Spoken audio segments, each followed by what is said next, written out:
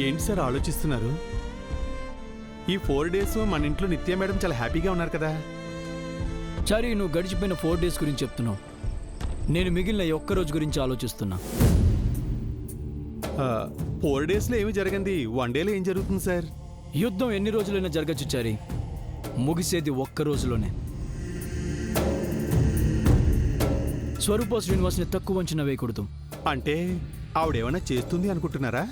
తప్పకుండా చేస్తుంది.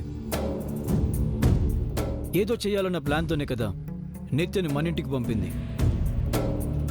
కరెక్టే సార్.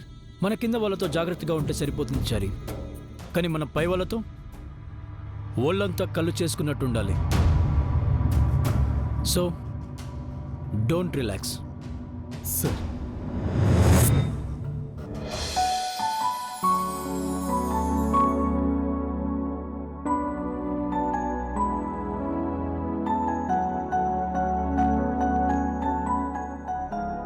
బాబాయ్, ఇక్కడికొచ్చినప్పటి నుంచి నిన్నొకటి అడగాలనుకుంటున్నాను. ఇంటి పక్కనే ఇంత పెద్ద నుయ్యేంటి? ఇది నుయ్యో గొయ్యో కాదు, స్విమ్మింగ్ పూల్. అంటే ఏంటి? నీకెలా చెప్పాలి? మన ఊరి చెరువుల్లో ఆవుల్ని గేదెల్ని తోముతారు కదా, డబ్బున్నోళ్ళు ఇందులో ఒళ్ళు తోముకుంటారన్నమాట. అదేంటి?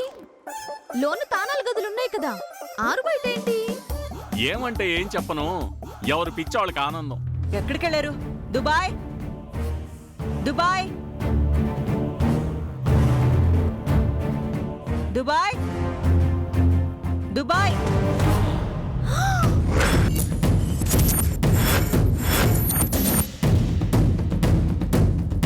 అమ్మగారు,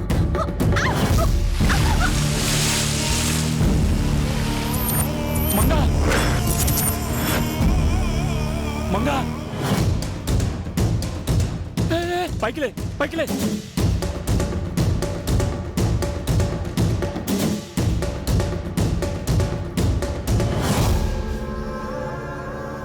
మంగా, నా చేపట్టుకో రా.